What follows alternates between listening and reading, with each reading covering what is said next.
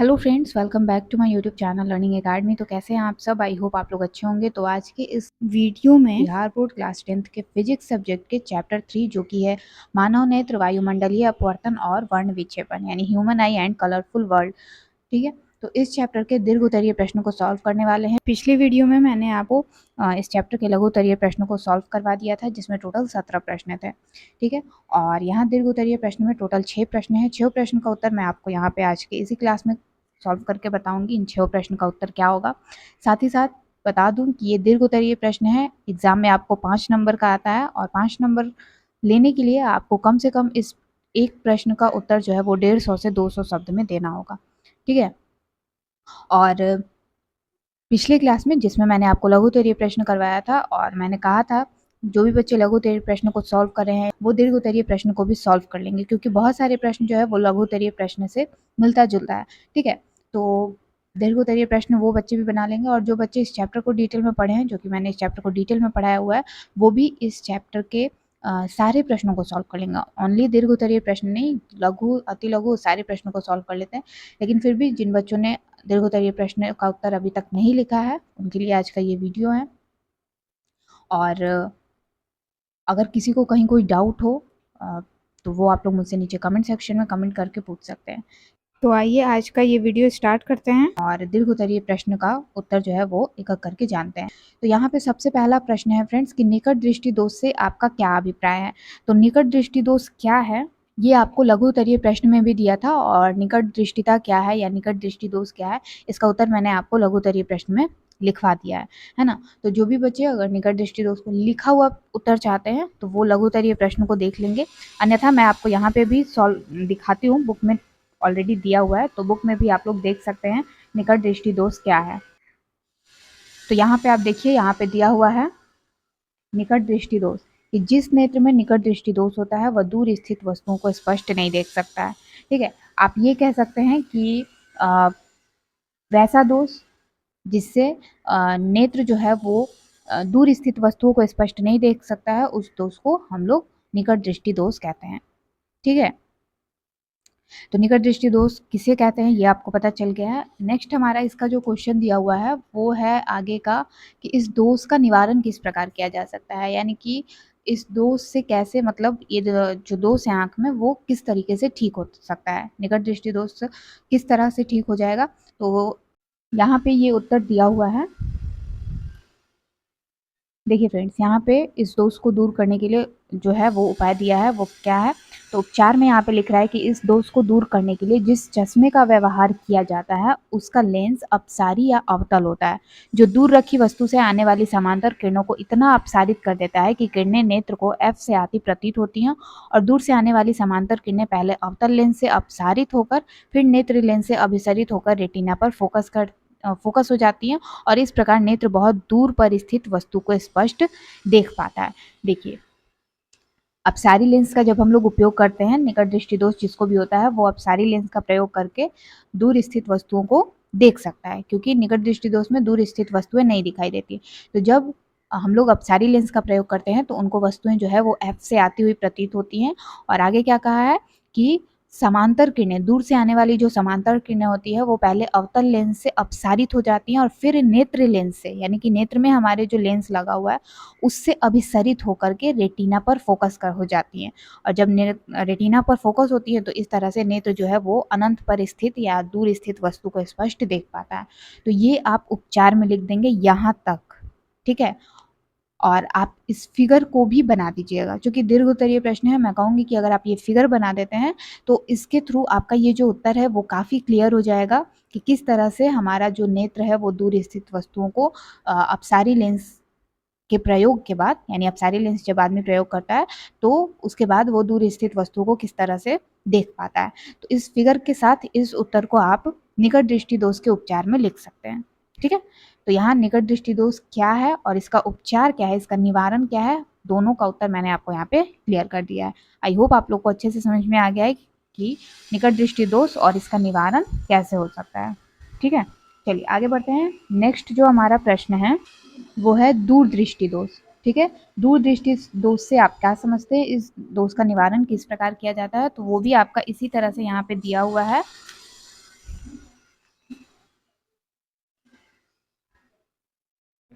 देखिए यहाँ पर लिखा है कि जिस नेत्र में दूरदृष्टि दोष होता है वह निकट स्थित वस्तुओं को स्पष्ट नहीं देख सकता है। पिछली क्लास में जिसमें मैंने आपको लघुत्तरीय प्रश्न सॉल्व करके बताया था, मैंने आपसे कहा था कि दृष्टि दोष को समझने के लिए आपको लाइफ टाइम याद रहे कि कौन से दोष में किस तरह की दिक्कतें होती हैं। आपको एकदम नॉर्मल चीज़ें याद रखनी है कि जिस दोष की बात हो रही है, अगर दूर दृष्टि दोष की बात हो रही है तो वो दूर की वस्तु स्पष्ट देखता है, निकट की वस्तु स्पष्ट नहीं देख पाता है। ठीक है, जिस भी नेत्र में ये दोष उत्पन्न होता है। और दूसरा, अगर निकट दृष्टि दोष किसी नेत्र में है तो वो निकट की वस्तु को स्पष्ट देखेगा, दूर की वस्तु को स्पष्ट नहीं देख पाता है। तो इन दो टॉपिक को आपको याद रखना है, तो आपको दूर दृष्टि दोष और निकट दृष्टि दोष दोनों याद रहेगा। ठीक है, और जहां तक बात है जरा दूरदर्शिता की, क्योंकि दृष्टि दोष 3 प्रकार के होते हैं, तो जरा दूरदर्शिता में क्या होता है कि वो जो व्यक्ति होता है जिसमें जरा दूरदर्शिता होता है उसमें निकट दृष्टि दोष और दूर दृष्टि दोष दोनों होता है। ठीक है, वह व्यक्ति जिसमें जरा दूरदर्शिता होता है, ठीक है, जो उस दोष से ग्रसित होता है, वो ना निकट की वस्तु को स्पष्ट देख पाता है ना दूर की वस्तु को स्पष्ट देख पाता है। तो वो इन दोनों दोष से पीड़ित होता है। ठीक है, और उस दोष को दूर करने के लिए हम लोग जिस लेंस का प्रयोग करते हैं वो कहलाता है बाइफोकल लेंस। ठीक है, तो ये सारी चीज़ें आगे भी है, आपसे पूछा गया है, आपको ये चीज़ आगे के प्रश्न में लिखना है। फिलहाल हम बात कर लेते हैं दूरदृष्टि दोष की, और जो मैंने आपको ट्रिक बताया है कि आप इन दोनों दोष को कैसे याद कर सकते हैं। तो आई होप कि आप लोग समझ गए हैं कि किस तरीके से हम लोग दूरदृष्टि दोष और निकट दृष्टि दोष क्या है इसको कैसे याद करें। ठीक है, तो आप दूरदृष्टि दोष क्या है इसमें लिखेंगे कि जिस नेत्र में दूरदृष्टि दोष होता है, यानी कि वैसा दोष जिससे नेत्र निकट स्थित यानी 25 सेंटीमीटर, निकट बिंदु आंख का क्या होता है 25 सेंटीमीटर, अगर उतने पर स्थित किसी वस्तु रखे हुए वस्तु को या स्थित वस्तुओं को स्पष्ट नहीं देख सकता है, वो दोष दूरदृष्टि दोष जो है वो कहलाता है। ठीक है, अब आपसे इसका उपचार पूछा है कि दूरदृष्टि दोष का क्या उपचार है, तो दूरदृष्टि दोष का उपचार यहाँ पे दिया हुआ है और ये फिगर आपका यहाँ पे दिया है। ठीक है, दूरदृष्टि दोष के लिए हम अभिसारी लेंस यानी उत्तल लेंस का प्रयोग करते हैं। तो ये जो आपका फिगर है ये आप बनाएंगे और उपचार यहाँ पे दिया है कि इस दोष को दूर करने के लिए हम जिस चश्मे का व्यवहार करते हैं उसका लेंस अभिसारी या उत्तल होता है। ठीक है, कॉन्वेक्स लेंस का यूज करते हैं हम लोग, जो सामान्य निकट बिंदु एन पर स्थित वस्तु से आती किरणों को इतना अभिसारित कर देता है, एन आप यहाँ पे देख रहे हैं कि किरणें जो है वो नेत्र को N1 यहाँ पे ये वाला जो पॉइंट है यहाँ से आती हुई प्रतीत होती हैं। तो सामान्य निकट बिंदु N से आने वाली किरणें पहले अभिसारी या उत्तल लेंस से अभिसारित होकर और फिर नेत्र लेंस से अभिसारित होकर रेटिना पर फोकस हो जाती है, और इस तरह से नेत्र सामान्य निकट बिंदु N पर स्थित वस्तु को स्पष्ट देख पाता है। ठीक है, तो आपको ये इतना लिखना है और इस फिगर के साथ लिखना है। आप चाहें तो फिगर बना भी सकते हैं, नहीं भी बना सकते हैं, उसमें कोई दिक्कत नहीं है, ऐसा नहीं है कि आपका मार्क्स कट जाएगा, लेकिन आपसे उपचार पूछा है तो उपचार में आप इस तरह से इसको लिख दें, क्लियर कर दें कि किस तरह से आंखों को जब हम लेंस उपयोग करते हैं तो किस तरह से वो निकट बिंदु हमें दिखाई पड़ता है, वो प्रक्रिया यहाँ पे आपको बताई गई है। और फिगर के थ्रू बना देंगे तो ज़्यादा क्लियर हो जाएगा, जो भी आपका कॉपी देखेगा तो उसको थोड़ा सा अच्छे से समझ में आएगा कि हाँ इस स्टूडेंट को इतनी जानकारी है, या फिर उनको भी समझ में आएगा कि हाँ इस तरीके से बनाने पे ये सारी चीज़ें पॉइंट जो है वो क्लियर हो रही हैं। ठीक है, तो फिगर अगर आप बना देते हैं तो ये यहाँ पे जो भी पॉइंट है वो आपका क्लियर हो जाएगा। ठीक है, तो आई होप कि आपको ये दो प्रश्न जो है निकट दृष्टि दोष और उसका उपचार या निवारण, निवारण का मतलब भी उपाय ही होता है, उपचार ही होता है, तो किस तरीके से होता है वो समझ में आ गया, और दूर दृष्टि दोष क्या है और इसका उपचार क्या है वो भी आप समझ चुके हैं। ठीक है, कभी कभी आपको एग्जाम में दूर दृष्टि दोष का क्या कारण हो सकता है ये भी पूछता है, या निकट दृष्टि दोष का क्या कारण हो सकता है ये भी पूछता है। तो यहाँ पे आपको दोष के कारण भी दिए हैं, ये दूर दृष्टि दोष का कारण दिया हुआ है। ठीक है, निकट दृष्टि दोष का भी कारण यहाँ पे दिया हुआ है। देखिए, तो आप इसको भी ये दो पॉइंट याद रखिएगा, क्यों होता है निकट दृष्टि दोष और दूर दृष्टि दोष क्यों होता है, क्योंकि ये दो ही पॉइंट के थ्रू आपको याद रखना है कि ऐसा क्यों होता है, क्योंकि आपसे वो डिटेल नहीं पूछ रहा है, बस कारण पूछेगा, तो ये दो कारण काफ़ी है ये बताने के लिए कि निकट दृष्टि दोष क्यों होता है या दूर दृष्टि दोष क्यों होता है, क्योंकि दूर दृष्टि दोष में भी दो ही कारण यहाँ पे दिया हुआ है। देखिए, ठीक है, तो कारण भी नोट कर लीजिएगा कॉपी पे, उसको याद रखिएगा कि अगर बाई चांस एग्जाम में आता है तो आप लोग का प्रश्न जो है वो मिस नहीं होना चाहिए, आप लोग का कोई प्रश्न छूटना नहीं चाहिए। ठीक है, चलिए बढ़ते हैं आगे तीसरे प्रश्न की ओर।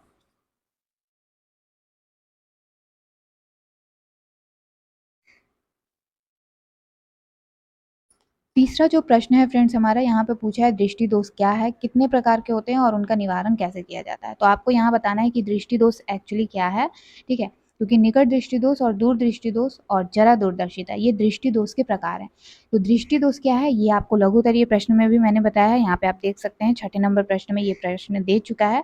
बस यहाँ पे जो एक्स्ट्रा इसमें जोड़ा है वो है कि इसका निवारण कैसे किया जाता है। तो दूर दृष्टि दोष और निकट दृष्टि दोष का निवारण मैंने आपको बता दिया है। अब जरा दूरदर्शिता का भी हम लोग यहाँ पे जान लेते हैं, ठीक है। तो आपको पहले लिखना है कि दृष्टि दोष क्या है। तो दृष्टि दोष का उत्तर क्या है वो हम आपको यहाँ पे दिखा देते हैं। नेत्र से बहुत दूर स्थित या निकट स्थित वस्तु का स्पष्ट प्रतिबिंब रेटिना पर बनाने की क्षमता खो देने को दृष्टि दोष कहते हैं। यह मुख्यतः 3 प्रकार के होते हैं। मानव नेत्र में दृष्टि दोष मुख्यतः कितने प्रकार के होते हैं? 3 प्रकार के होते हैं।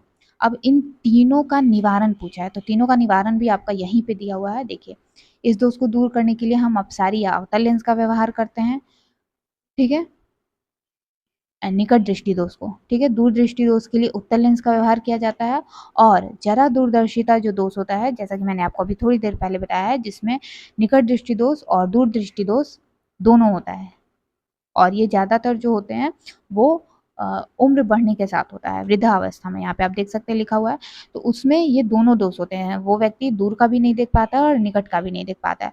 तो उनके लिए इस दोष को दूर करने के लिए बाइफोकल लेंस को यूज़ करना पड़ता है, बाइफोकल लेंस का व्यवहार करना पड़ता है।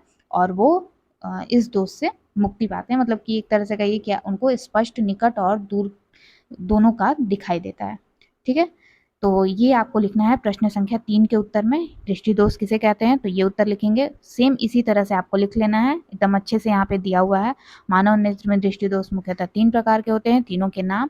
और फिर अब इन तीनों का निवारण, तो निवारण में आपको बस यही लिख देना है कि किस दोष, जो भी दोष है उसको दूर करने के लिए हम लोग कौन सा लेंस का व्यवहार करते हैं, ठीक है। चलिए बढ़ते हैं आगे अगले प्रश्न की ओर। अगला प्रश्न है, वायुमंडलीय अपवर्तन से आप क्या समझते हैं, एक उदाहरण द्वारा समझाएं। तो पहले हम देख लेते हैं कि वायुमंडलीय अपवर्तन क्या है। तो फ्रेंड्स, वायुमंडलीय अपवर्तन का उत्तर यहाँ पे मैंने लिख के रखा है ताकि मैं आपको क्लियरली इसको समझा सकूं। वैसे बुक में भी दिया है, लेकिन क्लियर समझाने के लिए, ताकि आप लोग को अच्छे से समझ में आए, मैंने यहाँ पे इसको लिख लिया है, ठीक है। एक्चुअली वायुमंडलीय अपवर्तन जो है ना, वो प्रकाश के अपवर्तन को ही कहा जाता है, ठीक है। नहीं, डायरेक्ट नहीं कहेंगे, ये अलग है, थोड़ा सा बस चेंज है ये, कि पृथ्वी के वायुमंडल के द्वारा जो प्रकाश का अपवर्तन होता है उसको वायुमंडलीय अपवर्तन कहा जाता है, ठीक है। यानी कि जो पृथ्वी पे वायुमंडल है उसके द्वारा जो प्रकाश का अपवर्तन होता है उसको ही हम लोग वायुमंडलीय अपवर्तन कहते हैं। अब यहाँ पे आप इस चीज़ को थोड़ा सा समझ लीजिए।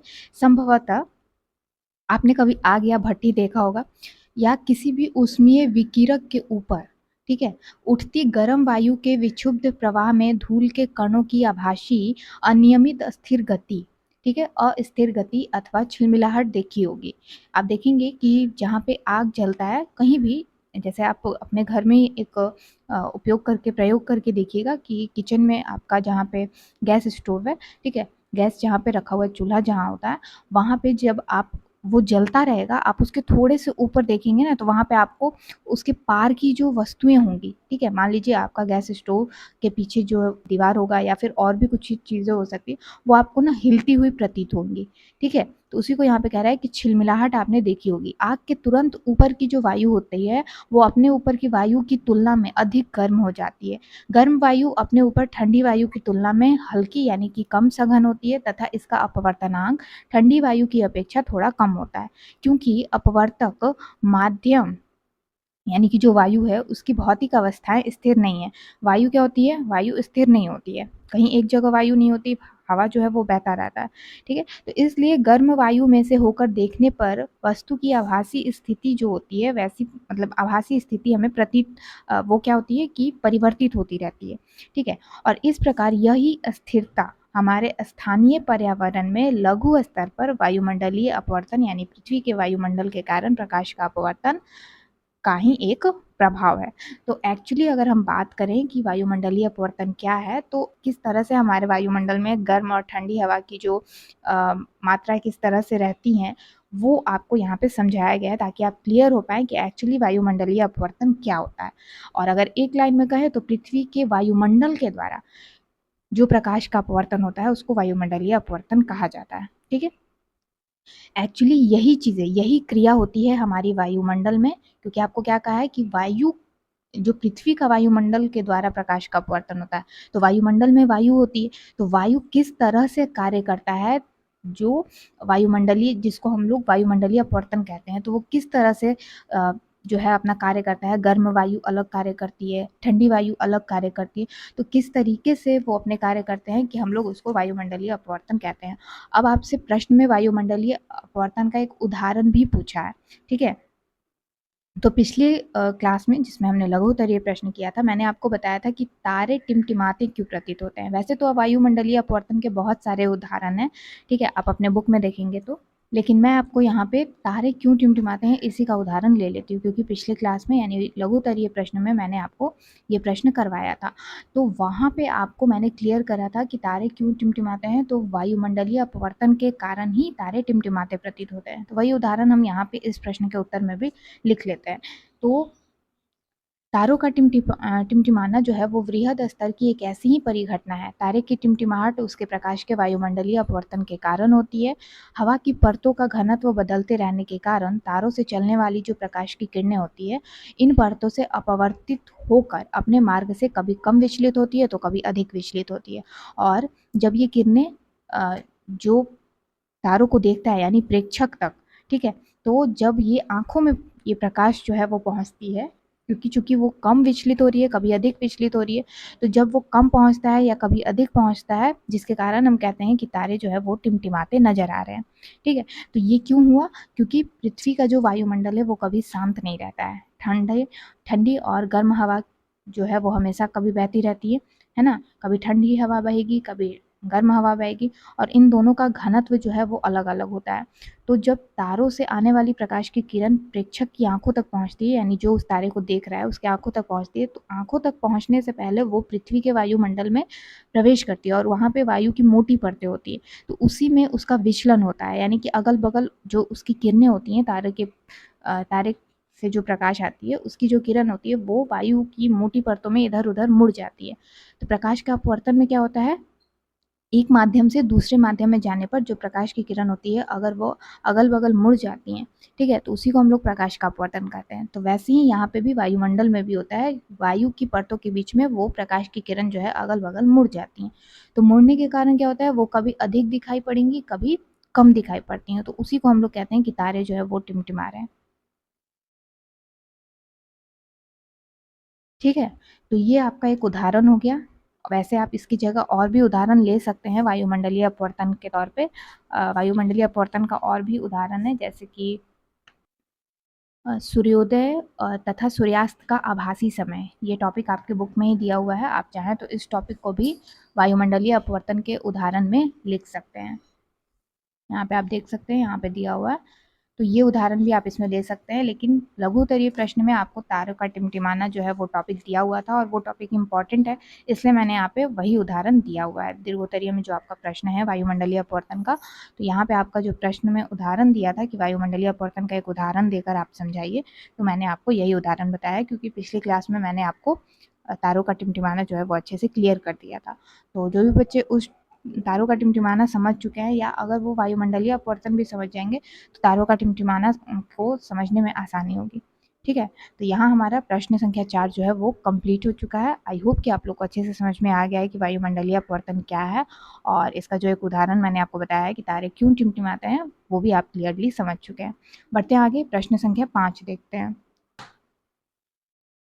प्रश्न संख्या 5 कह रहा है यहाँ पे कि स्पेक्ट्रम क्या है, आप किस प्रकार दिखाएंगे कि सूर्य का प्रकाश 7 वर्णों से यानी 7 रंगों से बना है। हम जानते हैं कि श्वेत प्रकाश जो होता है वो 7 रंगों का मिश्रण होता है, तो सूर्य का प्रकाश जो है वो 7 रंगों से बना है, आपको दिखाना है, तो कैसे दिखाएंगे आप। और यहाँ पे आपका एक और सवाल है कि स्पेक्ट्रम क्या है, तो स्पेक्ट्रम क्या है ये मैंने आपको लघु उत्तरीय प्रश्न में भी करवा दिया है, आप चाहें तो वो प्रश्न का उत्तर जो मैंने आपको लिखवाया था पिछली क्लास में वो भी लिख सकते हैं, नहीं तो मैं आपको यहाँ पे स्पेक्ट्रम क्या है ये बता देती हूँ।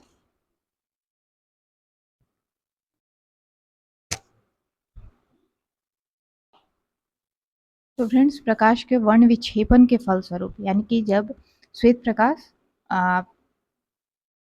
कांच की प्रिज्म से प्रकाश का पुंज जब हम गुजारते हैं, यानी कि जब श्वेत प्रकाश कांच की प्रिज्म से गुजरता है तो 7 रंगों में विभक्त होता है, तो उसको हम प्रकाश का वर्ण विक्षेपन कहते हैं। और वर्ण विक्षेपन के फलस्वरूप पर्दे पर ये 7 रंगों की एक रंगीन पट्टी प्राप्त होती है। ठीक है, 7 रंग जो है वो कहीं कहीं नहीं दिखाई देते हैं, वो एक रंगीन पट्टी के रूप में दिखाई देते हैं। वही रंगीन पट्टी हम उसको स्पेक्ट्रम कहते हैं या वर्णपट कहते हैं। तो अगर आपसे प्रश्न में वर्णपट भी कह पूछता है कि वर्णपट क्या है, तो भी आप यही उत्तर लिखेंगे, और अगर स्पेक्ट्रम पूछ रहा है तो भी आप यही लिखेंगे। तो प्रकाश के वर्ण विक्षेपन के फलस्वरूप पर्दे पर जो 7 रंगों की रंगीन पट्टी प्राप्त होती है उसी को हम स्पेक्ट्रम या फिर वर्णपट कहते हैं। ठीक है, तो क्लियर है यहाँ तक। चलिए अब बढ़ते हैं आगे और हम देखते हैं कि हम कैसे दिखाएंगे कि सूर्य का प्रकाश जो है वो 7 रंगों का मिश्रण है। देखिए, इसमें आपको लिखना भी है और फिगर भी बनाना है। तो सूर्य का प्रकाश 7 रंगों का मिश्रण है। इसको दर्शाने के लिए हम एक क्राउन ग्लास का प्रिज्म लेंगे, उसको सूर्य की ओर इस ढंग से व्यवस्थित करते हैं कि दूसरे ओर पटल पर किरणें विक्षेपित होकर पड़े। ठीक है, पर्दे पर 7 रंग की पट्टी स्पष्ट रूप से दिखाई पड़ती है और इससे प्रमाणित होता है कि सूर्य 7 रंगों का सम्मिश्रण है। और वो जो रंग होते हैं वो होते हैं बैगनी, जामुनी, नीला, हरा, पीला, नारंगी और लाल। ठीक है, अब ये है यहाँ पे ये फिगर। ठीक है, ये है प्रिज्म, ये है श्वेत प्रकाश। यहाँ पे लिख लेते हैं कि ये श्वेत प्रकाश है। ठीक है, श्वेत प्रकाश है जो प्रिज्म से जब गुजरता है तो 7 रंगों में विभक्त हो जा रहा है। ये सातों रंग है और ये 7 रंगों की एक पट्टी है। ये क्या है, यही जो हमारी पट्टी है वो स्पेक्ट्रम या फिर वर्णपट कहलाती है। ठीक है, तो अगर आपको ये फिगर याद है तो इस फिगर के थ्रू भी आप इस प्रश्न का उत्तर अच्छे से लिख सकते हैं कि जब श्वेत प्रकाश जब प्रिज्म से गुजरने के बाद 7 रंगों की रंगीन पट्टी में 7 रंगों में विभक्त होने के बाद पर्दे पर जो उसकी रंगीन पट्टी प्राप्त होती है। ठीक है, यानी कि जो वो हमें एक रंगीन पट्टी के रूप में प्राप्त होती है। ये जो 7 रंग होते हैं ये आपको कहीं कहीं नहीं दिखाई देंगे, पर्दे पर या फिर सफ़ेद दीवार पर जहाँ भी है, मतलब कि वो आपको एक रंगीन पट्टी के रूप में प्राप्त होता है, तो वही पट्टी स्पेक्ट्रम कहलाती है। ठीक है, और ये फिगर आपको यहाँ पे बनाना होगा। ठीक है, तो इस तरह से आप प्रूफ कर सकते हैं कि सूर्य का श्वेत प्रकाश जो होता है, सूर्य का प्रकाश जो होता है वो 7 रंगों का सम्मिश्रण है। ठीक है, 7 रंगों से बना हुआ है। तो आई होप कि आपको प्रश्न संख्या 5 क्लियर हो चुका है कि स्पेक्ट्रम क्या है और सूर्य का प्रकाश जो है वो 7 रंगों से बना है। इस प्रश्न का उत्तर आप लोग अच्छे से समझ चुके हैं। तो ये फिगर भी आपको बना लेना है। एक और यहाँ पे मैं टिप्स जो है वो आपको दे देती हूँ। फिगर तो आपको आता ही है एग्जाम में बनाने के लिए, तो ये सारे पिक्चर जो हैं वो आपको याद रखना है। इस चैप्टर के ह्यूमन आई, सबसे पहला आपको यहाँ पे मैं क्लियर कर देती हूँ। पहला आपको ह्यूमन आई का फिगर आना चाहिए। ठीक है, ह्यूमन आई जो है वो आपको बनाना आना चाहिए, एग्जाम में आता है, बहुत ही वीवीआई है ये। ठीक है, स्पेक्ट्रम आपको, यानी कि ये वाला फिगर तो आपको आना चाहिए। स्पेक्ट्रम कैसे होता है, यानी कि स्पेक्ट्रम कैसे प्राप्त होता है, ये भी आपको आना चाहिए। और प्रकाश का वर्ण विक्षेपन जो है वो भी आपको आना चाहिए। ये दोनों फिगर जो है वो आपको क्लियर होना चाहिए। यहाँ पे प्रकाश का वर्ण विक्षेपन में आप ये चीज़ दिखा सकते हैं। ठीक है, वर्ण विक्षेपन में भी आपको यही चीज़ करना है, इसके लिए कोई अलग नहीं है, बस यहाँ पे थोड़ा सा चेंज होता है। वो क्या चेंज होता है मैं आपको दिखा देती हूँ।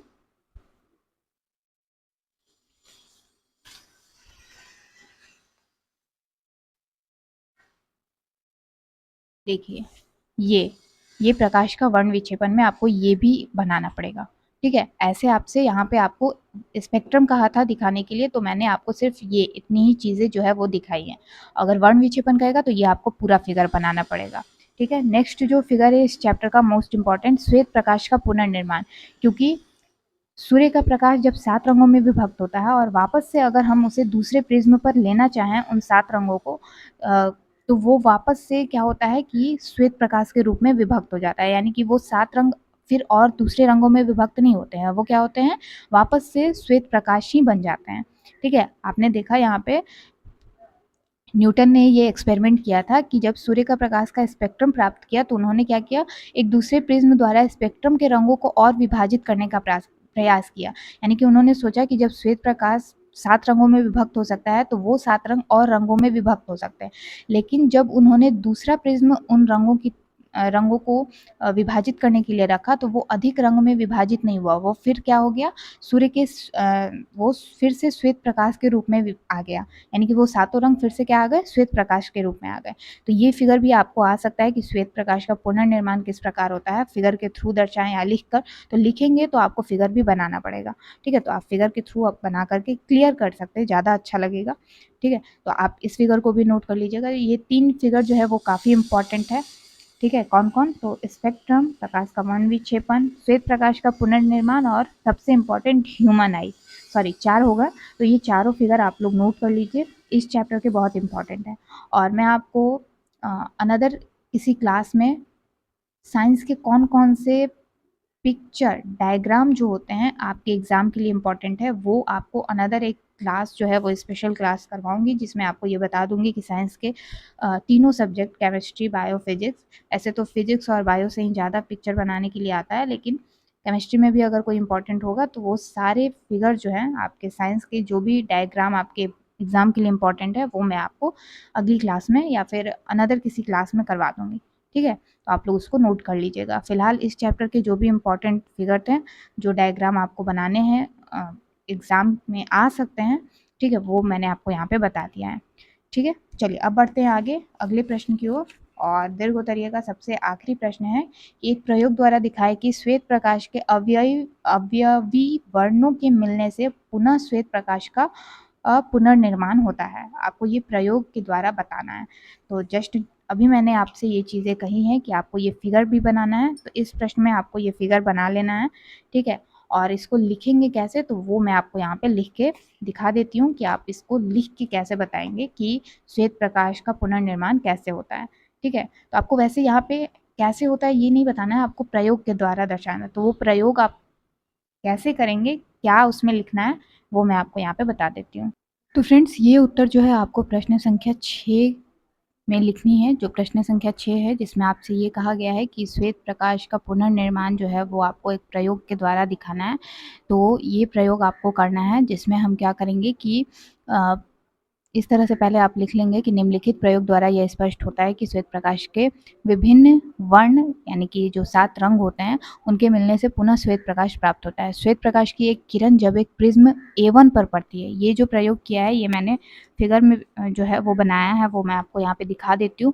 आप लोग को समझाने के लिए थोड़ा सा आप लोग को यहाँ पे क्लियर करना है। यहाँ पे ये A1 प्रिज्म है और ये A2 प्रिज्म है, ठीक है। तो यहाँ पे जब एक किरण श्वेत प्रकाश की एक किरण जब एक प्रिज्म A1 पर पड़ती है, ये श्वेत प्रकाश की किरण है जो A1 प्रिज्म पर पड़ रही है, ठीक है। और वो विभिन्न 7 रंगों में बँट जाती है। देखिए ये 7 रंगों में बँट रही है, जिसमें सबसे ऊपर पहले लाल है और फिर है बैंगनी, ठीक है। उसके बाद कह रहा है कि बढ़ जाती है और प्रिज्म के पीछे रखे पर्दे पर स्पेक्ट्रम प्राप्त होता है। सिंपल है, ये चीज़ तो हम लोग पढ़ ही चुके हैं। अब यदि प्रिज्म A1 के ही पदार्थ से बने और उसी अपवर्तक कोण के दूसरे प्रिज्म A2 को पहले प्रिज्म A1 के उस पार्श्व के समांतर इस प्रकार रखा जाए कि दूसरे प्रिज्म का अपवर्तक कोण पहले प्रिज्म के अपवर्तक कोण के विपरीत हो, तो पर्दे पर स्पेक्ट्रम के स्थान पर श्वेत धब्बा दिखाई पड़ता है। और इस प्रकार यह सिद्ध होता है कि श्वेत प्रकाश के अवयवी यानी कि वर्ण जो है 7 रंग, वो मिलने से पुनः श्वेत प्रकाश का निर्माण होता है, ठीक है। तो यहाँ पे आप देखिए कि पहले जैसा कि हमने लिखा था कि श्वेत प्रकाश जब एक प्रिज्म से होकर गुजरता है तो वो 7 रंगों में विभक्त होता है, और पुनः जो दूसरा प्रिज्म है वो इस तरह से उस पहले प्रिज्म के पार्श्व पे रखा जाए कि वो जो रंग है वापस से जब दूसरे प्रिज्म पर आए, तो वो क्या होगा कि सातों रंग जो है वो पुनः श्वेत प्रकाश का निर्माण करेगा।